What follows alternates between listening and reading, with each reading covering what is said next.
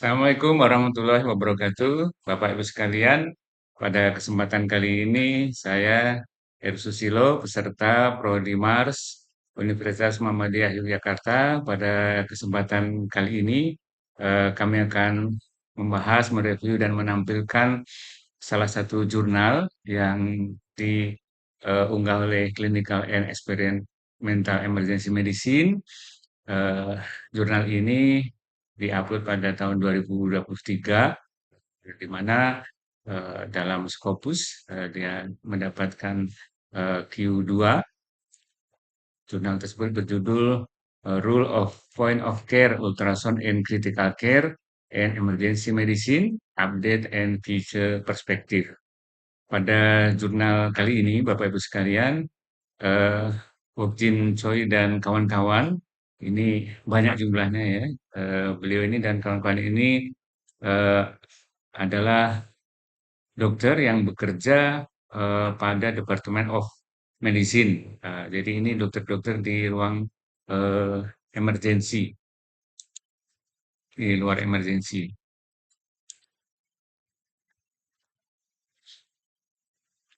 Nah, ini pada bagian awal ya dari artikel ini menyebutkan bahwa saat ini point of care ultrasound atau yang disingkat POCUS, ya.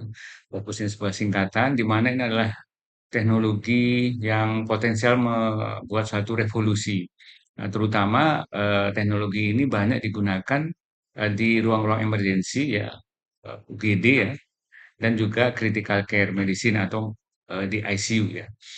Di mana salah satu kelebihan penggunaan ultrasound dalam hal ini adalah eh, bisa memberikan layanan yang cepat, real time, dan memiliki banyak keunggulan karena pasien tidak perlu di transfer ya ke ruang-ruang pemeriksaan yang biasanya kadang-kadang transfer itu tidak memungkinkan karena eh, kondisi pasien yang tidak stabil.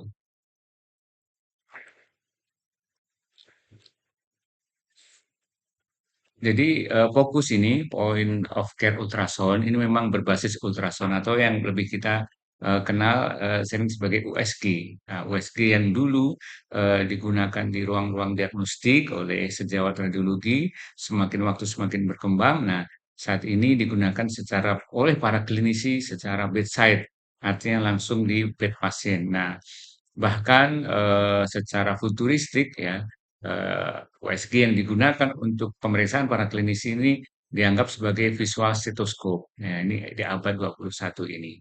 Dan banyak sekali studi yang menunjukkan bahwa fokus ini meningkatkan akurasi dan sangat signifikan bisa menurunkan pemeriksaan-pemeriksaan yang tidak perlu. Nanti kita bisa melihat selanjutnya di dalam eh, jurnal atau artikel ini. Artikel yang ditulis oleh penulis dalam jurnal ini mereview jenis-jenis dari fokus itu sendiri, alatnya apa saja, dan bagaimana para klinisi itu menggunakannya di ruang-ruang emergensi dan di ruang critical care medicine. Ya. Dan kemudian termasuk juga apa saja yang bisa diperiksa dan juga apa keterbatasan-keterbatasan dari fokus ini karena setiap alat tentunya ada keterbatasan-keterbatasan. Keterbatasan ini pula juga harus diketahui para penggunanya, ya. Sehingga memang tidak dalam semua situasi bisa digunakan. Nah, kita ketahui bersama bahwa USG secara tradisional alatnya besar di ruang radiologi dan itu tidak mobile, Bapak Ibu sekalian. Nah, eh, saat ini ya ada miniatur ultrasound yang kecil, yang portable. Bahkan saat ini ada yang bisa dipegang sebagaimana handphone, bisa dibawa ke sana kemari. Inilah yang memudahkan dalam hal implementasi fokus ini. Nah, ini ada ultrasound ya, jadi ada beberapa model yang sering digunakan. Semuanya ini portable ya. Eh, jadi ada tipe yang compact, car base, ada hand carried, ada hand pocket race. Jadi kalau ini yang A ini di ruangan-ruangan, di ruang emergency bisa, tapi dia stay. Tapi kalau yang B ini Yang B ini dia kayak laptop begitu, bisa dibawa kemana-mana, lebih fleksibel. Tapi ada yang lebih fleksibel lagi yaitu yang C. Yang C ini kecil, ya seperti HP itu bisa kecil, jadi dia bisa digunakan di ruang emergency, bisa di ruang ICU, bahkan di ruangan bangsal-bangsal bisa kalau kita mau menggunakan, bahkan di luar rumah sakit pun bisa, mungkin di klinik di mana bisa digunakan karena sangat kecil. Nah, ini seperti ini tampilannya. Sehingga kemudian, sangat memudahkan. Gambarannya itu bisa ditransfer ke tablet, ke laptop maupun ke HP. Nah, ini, bahkan ada yang berukuran saku atau pocket size mesin ya. Ini, memang kualitasnya tidak sebagus yang diagnostik di ruang-ruang radiologi, tapi ini sangat-sangat membantu, Bapak sekalian. Nah, ini Pak penulis menyatakan bahwa ini bukan saja di ruang emergency, di ICU, tapi juga di luar, outside of the hospital. Beberapa hal yang bisa dilakukan, digunakan USG yang portable ini adalah untuk salah satunya fokus kadar ultrasound. Jadi bagaimana ketika dia itu bisa melihat ya, hal-hal yang basic dari penelitian apa untuk melihat pemeriksaan pada jantung ya. Dia juga memiliki parasternal long axis, parasternal short axis, apical pulse chamber, subcostal pulse chamber dan subcostal inferior, vena cava ya. Dia bisa digunakan untuk memeriksa ini. Bahkan bisa juga untuk memeriksa color Doppler analysis. Bisa menggunakan Doppler sehingga kemudian ini bisa mengidentifikasi adakah regurgitasasi yang ada pada katup-katup mitral maupun aorta. Jadi ini tentunya dokter ya baik bekerja di emergensi, di ruang critical care atau bahkan dokter jantung, spesialis jantung tentunya akan sangat-sangat terbantu Bapak Ibu sekalian. Tapi memang ada limitasi, ya, ada pembatasan pada fokus ini ya ketika mau dipakai untuk mengakses pemeriksaan anatomi jantung gitu karena dia juga terpengaruh oleh tubuh pasien terus kemudian mungkin ada apa dressing ya misalkan ruang operasi ada kain dressing yang nutup itu nggak bisa. Nah, tapi kalau dengan TEE yang lewat esofagal itu bisa. Tapi kalau fokus ini memang nggak bisa. Atau ada di tubuh pasien itu ada subcutaneous emphysema. Ya, nah, setiap hal yang di situ ada emfisema itu akan mengganggu view dari fokus ini untuk mengakses gambaran dari anatomi jantung. Ya, ini ada beberapa clinical skenario yang disampaikan di dalam jurnal ini. Dalam hal ini adalah fokus cardiac ultrasound. Ya, ini bisa digunakan pada kondisi-kondisi akut chest pain, cardiac arrest, cardiac trauma, dyspnea, shock yang tidak bisa apa sulit dikenali seperti itu untuk mendiagnosa ini jenis apa itu bisa dibantu oleh ultrasound ini, oleh fokus ini. Dan dia bisa menilai diameter aorta, intravenous cava ukurannya, left ventricle dimensi, ya, adakah cairan di perikardial ya, dan bahkan juga bisa untuk mengidentifikasi Bapak Ibu sekalian, yaitu apakah ada perdarahan yang aktif ya, aktif hemorrhage, akut myocardial infarct ya, kardiak kondusio, kardiak tamponade, status volume, apakah ada emboli paru, luar biasa penggunaan fokus ini. Kemudian selain di jantung yang berikutnya adalah untuk torak ultrasound. Untuk pemeriksaan pada torak ultrasound ini di ruang emergensi bisa mengenali untuk akut dyspnea atau gagal napas ya, dalam kondisi ini. Dan ini bisa dengan cepat membantu diagnostik ya. Dengan karena kalau misalnya ya kita ingin tahu ini harus ronsen, nah, ini agak agak butuh waktu. Harus analisa gas darah misalnya butuh waktu. Iya, itu butuh waktu, tapi kalau lab butuh waktu ya, misalkan begitu ya. Tapi dengan adanya ini langsung diperiksakan pada torak pasien. Di mana ada pada tahun 2008 itu ada Blue Protocol, Bedside Lung Ultrasound in Emergency ya. Untuk apa ya? Bisa banyak hal yang bisa diperiksa pada torak ini Bapak sekalian. Bisa untuk mengidentifikasi adanya pneumotorak, ada alveolar interstitial syndrome, ada konsolidasi paru, ada efusi pleura, bahkan juga pada anak-anak dan neonatus ini. Nah, ini bisa di sini juga eh, para penulis menampilkan ya bagaimana contoh ya tentang paru yang sehat, paru yang sakit ya. Nah, ini paru yang normal ini di gambar A ini Bapak Ibu sekalian. Nah, ini probe-nya, ya USG-nya ya. Kemudian ini dada pasien ini akan kelihatan ya. Di sini ada align. Align itu garis yang datar ini Bapak Ibu sekalian datar. Ini paru yang terelang yang baik ya. Nah, bagaimana kalau paru yang udem? Ya, kalau paru yang udem nanti ditemukan B-line. Ini garis lurus-lurus ke bawah. Nah, di sini B-line. Ini menunjukkan udem paru Bapak Ibu sekalian. Nah, dengan begini langsung pasien datang langsung diperiksa, langsung ada hasilnya. Ya, real time Bapak Ibu sekalian. Barangkali nanti juga bukan untuk diagnostik ya, itu bisa juga dipakai untuk monitoring dan juga hasil terapi. Ya, misalkan udem paru diberikan lasik, furosemid misalnya, itu nanti akan berkurang apa tidak. Nah, itu juga bisa mengkonfirmasi. Demikian juga yang C, ya, ini juga ada konsolidasi ya kayak titik-titik ini titik-titik. Nah, ini biasanya pada pasien-pasien bisa jadi pada pasien-pasien yang infeksi paru, misalnya pneumonia. Melanjutkan. Nah, ada juga pada fokus ini yaitu penggunaan ultrasound untuk diagnostik dan eh, guide terapi ini ada emut ultrasound. Jadi dia itu bisa digunakan untuk statis maupun dinamik. Ya. Ketika di emut ini diaktifkan, maka misalkan pada paru-paru ini ya, ini pada paru ini ada gambaran seesaw. Ya, jadi ini kayak lautnya, ini kayak apa namanya pasirnya Bapak Ibu sekalian. Gambarannya begini yang muncul.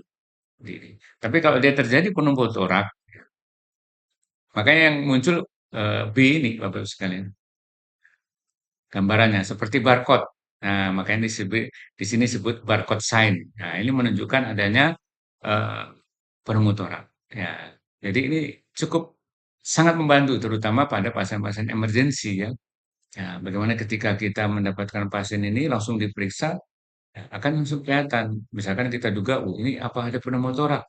Cek aja gitu. Ini sangat beda kalau misalkan ronsen dulu. Ah, kadang-kadang ronsen itu kan ruangannya agak mojok atau di ruangan sebelah gitu. Jadi ya kalau pasiennya transportable, kalau tidak. Nah, disinilah kelebihan dari fokus ini, Bapak sekalian. Nah, di sini disebutkan pneumotorak, bahkan sensitivitasnya 91%, spesifisitasnya 98%. Sangat bagus ya. Eh, Bukan hanya pneumotora, tapi interstitial syndrome. Tadi kami sampaikan di sini adalah pulmonal edema. Ini sensitivitasnya juga tinggi, 94%, spesifisitasnya 92%. Nah, jadi ini sangat membantu ya. Bagaimana kalau kita menggunakan stetoskop yang konvensional, pastilah agak sulit ya. Ini ronki apa, bahasa, dan sulit. Tapi kalau dengan fokus ini lebih akuratnya lebih bagus. Dan ini dinyatakan 94% dan 92%. Demikian juga untuk pneumonia, ada konsolidasi, ada gambaran bercak-bercak ya, kayak TV yang rusak itu, yang bledek-bledek itu ya. Zaman dulu ada TV hitam putih ya. Nah, itu gambaran konsolidasi pada pasien pneumonia. Demikian juga efusi. Efusi juga relatif mudah dikenali karena dia itu cairan. Nah, pada evaluasi paru yang tadi diistilahkan sebagai blue protocol. Kemudian bagaimana dengan di daerah abdominal ya. Di abdominal juga banyak digunakan fokus ini. Jadi untuk mengevaluasi apabila pasien mengeluhkan nyeri atau perut yang distended atau yang kembung begitu dan dia bisa sangat membantu ya. Misalnya di sini penulis menyebutkan right upper quadrant of the abdomen ya kuadran kanan atas, maka itu bisa mengevaluasi adanya akut kolesistisis, misalnya kesakitan gitu. Dia juga bisa menggunakan untuk ginjal dan aorta. Ya, apakah ada hidronefrosis, adakah batu, ya, apakah ada obstruksi uropati, ini juga bisa sangat membantu. Eh, Demikian juga untuk masalah-masalah penyakit gastrointestinal. Ya, misalnya obstruksi usus eh, obstruksi usus, kemudian peningkatan dan penurunan peristatik misalnya, ya dia bisa untuk membantu. Demikian juga untuk akut appendicitis ya. Ya, kalau misalkan kita masih konvensional, maka USG untuk akut appendicitis ini ya harus di USG di ruang radiologi misalnya sangat jauh dan itu butuh ada jeda waktu. Nah, dengan adanya alat ini langsung diperiksa di tempat, Bapak saya. Nah, sehingga kemudian fokus ini untuk aspek masa depannya itu sangat baik dan sekarang sudah mulai banyak digunakan di banyak tempat. Demikian juga ultrasound guide prosedur, di mana penggunaan USG untuk guidance ya tindakan-tindakan itu sangat bermanfaat. Kalau dulu menggunakan marker, menggunakan teknik blind, sekarang pada pasien-pasien kritis itu menggunakan USG ini, jadi bisa kelihatan pembuluh darah venanya, apakah vena jugularis interna, vena subclavia atau vena femoralis. Misalnya itu sangat penting, misalnya ketika kita memasang venous catheter insersi, ya, kita memasang CVC, ya, kita sering mengenal central venous catheter atau kateter double lumen, atau di sini bahkan untuk guidance thoracocentesis atau perikardiocentesis. Ini dinyatakan ya, ya para penulis ini di ruang emergency medicine di Korea ya, beliau menyatakan bahwa penggunaannya itu sudah sering di sini. Kemudian eh, berikutnya penulis mereview bagaimana transkranial ultrasound. Nah, ternyata eh, bermanfaat juga bahkan untuk ultrasound di daerah kepala. Ya, pasien dengan penurunan kesadaran yang biasanya di CT scan, di MRI, ya, ya, itu bisa juga di USG. Ya, bahkan ini punya kelebihan karena pada kondisi-kondisi vital sign yang tidak stabil, tentunya transport pasien dari UGD ke ruang CT, ke ruang MRI itu tentunya cukup berisiko. Nah, dengan ini bisa bedside langsung ya.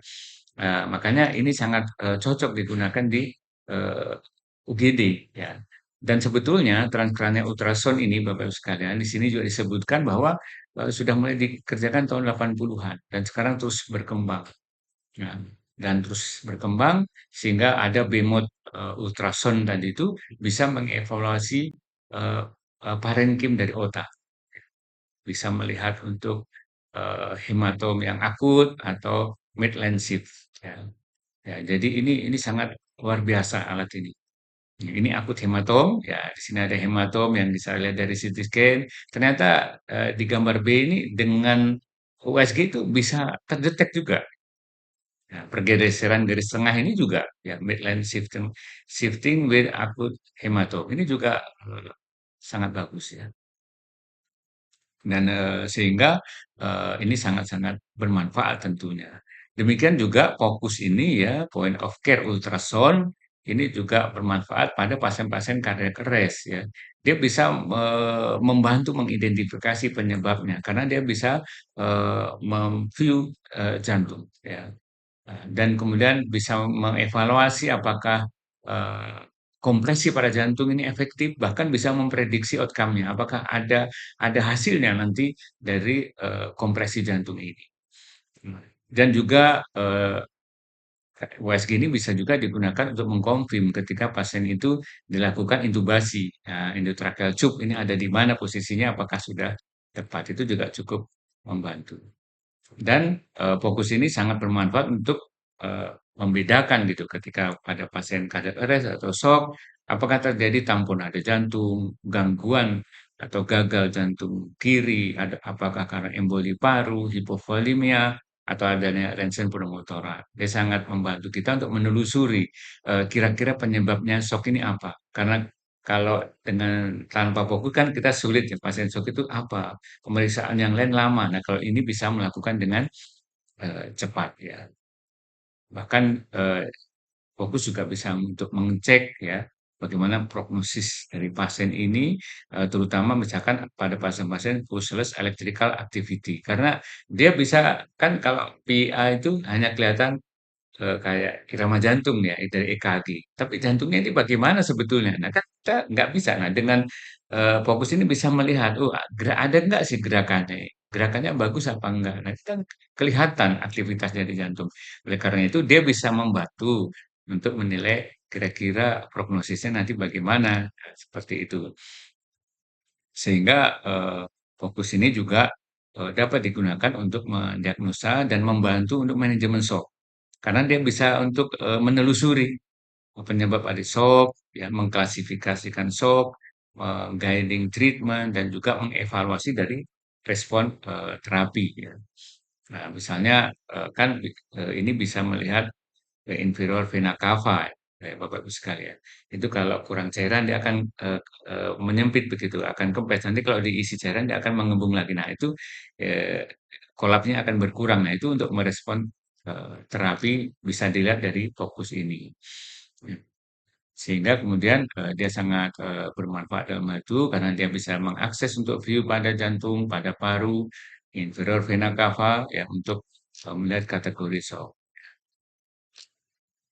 Nah, di sini ada beberapa yang ditampilkan di dalam jurnal ini di tabel 2. Ini beberapa evaluasi yang menuntun para klinisi untuk mengkategorikan dan menelusuri sebab dari shock, ya. Nah, bagaimana kalau hipovolemia? Bagaimana kalau kardiogenik? Bagaimana kalau obstruktif? Bagaimana kalau shock distributif? Ya. Ini salah satu contoh ya Bapak sekalian. Misalnya ada shock kardiogenik, maka kalau dilihat jantung maka akan ada penurunan fungsi jantung, ada dilatasi jantung, terus mungkin ada katup yang tidak normal, pada jantung kanan juga ada dilatasi, ya. Pada paru kalau kardiogenik bisa ditemukan bilain, ya, ini udem paru atau ada pleura. Pada IVC, inferior vena cava, mungkin karena ada udem maka dia distended, ya, IVC-nya. Ya, mungkin ada peritoneal fluid, ya, chronic and left heart failure, ya. Ini menuntun kalau ditemukan ini, oh maka kardiogenik. Kalau ditemukan ini, oh maka obstrusif misalkan. Nah, jadi sangat bermanfaat. Nah, yang berikutnya adalah penggunaan fokus ini, point of care ultrasound ini pada pediatrik. Nah, pada pediatrik ini sangat bermanfaat karena dia bisa real time, ya, pasien tidak perlu dibawa kemana-mana, bisa langsung, dan kemudian yang paling khusus juga dia tanpa radiasi dari iod. Nah, ini kan anak-anak itu kan harus dijauhkan dari radiasi. Nah, dengan fokus ini apa tidak berefek pada radiasi. Beda dengan ketika dilakukan eh, X-ray, dilakukan MRI, CT scan itu masih ada. Nah, dan bahkan, pada anak itu resolusinya bisa bagus, ya. Di sini disebutkan, eee badan yang kecil, lemak yang sedikit, dinding abdominal yang tipis, itu membuat hasilnya itu bagus. Nah, sehingga, banyak apa yang dilakukan pada dewasa juga bisa dilakukan pada anak-anak, ya. Bisa, paru dan kardiak ultrasound, bisa abdominal, bisa testicular ultrasound, ya, bisa pada pasien-pasien yang anak-anak yang cedera, bahkan untuk ekstremitas ultrasound, ya. Jadi pada anak-anak itu masih bisa untuk mendeteksi misalkan di sini, ada, cedera pada ekstremitas gitu. Nah, kemudian juga klinika aplikasi ultrasound guide prosedur. Kita tahu bahwa anak-anak itu infus kan susah, ya. Misalkan kita perlu pasang CVC, ya, kecil-kecilan dengan USG ini, fokus ini, maka pemasangannya jauh lebih mudah dan lebih aman, mengurangi komplikasi, mengurangi jumlah tusukan. Inilah pada anak-anak banyak sekali manfaatnya. Nah, kemudian secara khusus fokus in emergency care ini di ruang emergensi ini sangat membantu, ya. Bagaimana tadi bisa mendeteksi mulai dari kepala, ya, transkranial ultrasound, ya, transkranial Doppler, melihat pada jantung, pada vaskuler, ya. Kemudian ada testicular torsion epididymitis, appendicitis, apalagi kalau misalkan ada curiga trauma tumbul abdomen, itu ada perdarahan di abdomen, itu bisa dievaluasi begitu Bapak sekalian. Sehingga kemudian memang penggunaan fokus, ya, di emergency departemen, ya, ini sangat bermanfaat, sangat memberikan manfaat. Nah, banyak hal yang bisa digunakan untuk resusitasi, ya, panduan resusitasi, panduan diagnostik, guiding penggunaan alat-alat, bahkan untuk memonitor terapi. Ini manfaat-manfaat yang bisa diberikan fokus ini. Nah, fokus in critical care di ruang ICU sama saja ya. Di situ bisa untuk mengakses apa saja tadi, mulai dari paru, torak, mulai dari kepala, mulai dari apa namanya, guide dan pemasangan alat-alat, alat CVC, AED dan sebagainya, mengevaluasi sumber shock dan sebagainya, untuk memonitoring terapi itu semua bisa dilakukan di ICU ya, dan itu sangat eh, memberikan kemudahan-kemudahan ya. Nah, dan dalam hal ini eh, tentunya fokus ini butuh suatu proses untuk eh, digunakan. Maka harus ada pembelajaran untuk menggunakan fokus ini. Oleh karena itu, di beberapa tempat ya, bahkan di eh, ASEP sendiri ini ya, jadi ini membuat suatu guideline ya pada 2001 dan diupdate pada 2009, berikut juga 2014 ya. Guideline-guideline ini digunakan untuk bagaimana mempelajari fokus ini. Karena USG ini hasilnya sangat tergantung dependen dari operator, bagaimana dia menggunakan ini ya, alatnya ini. Harus bisa menggunakan, maka harus ada pendidikan dan pelatihan-pelatihan. Nah, itu di beberapa tempat sudah mulai diadopsi ya menjadi kurikulum di beberapa tempat. Di fokus training in emergency medical sendiri di Korea sendiri pada tahun 2021, 2022 ini sudah mulai eh, apa diperkenalkan dan digunakan training ya, sehingga banyak yang mempelajari ya, sehingga semakin hari ke depannya nanti pemeriksaan itu bukan hanya dengan stetoskop yang manual, tapi USG ini visual stetoskop sehingga sangat membantu. Pada kesimpulan, fokus ini sangat bermanfaat, terutama digunakan di ruang emergensi dan critical care medicine ya, dalam keadaan emergensi dan critical medicine, dan ini sangat bermanfaat, real time, akurasi yang cukup bagus, dan kemudian dia memiliki kelebihan portable ultrasound device sehingga bisa dibawa ke ruangan, dibawa ke luar hospital, malah mungkin di klinik untuk melakukan membantu mendiagnosa. Dan kemudian ada guideline dan educational curriculum essential for standard focus training. Ya, oleh karena penggunaannya ini tergantung dependen terhadap operator penggunanya, maka menurut penulis sangat penting kiranya untuk melakukan training-training yang kemudian menggunakan guidelines atau kurikulum-kurikulum yang standar.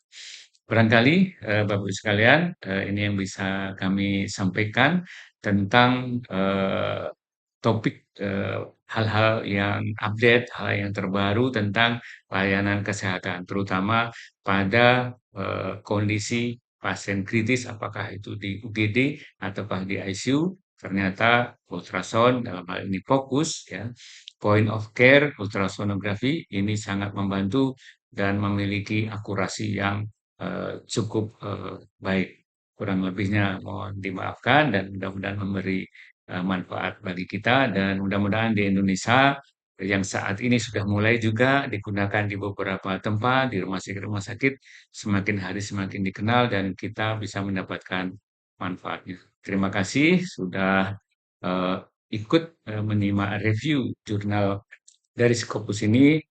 Mudah-mudahan bermanfaat. Wassalamualaikum warahmatullahi wabarakatuh.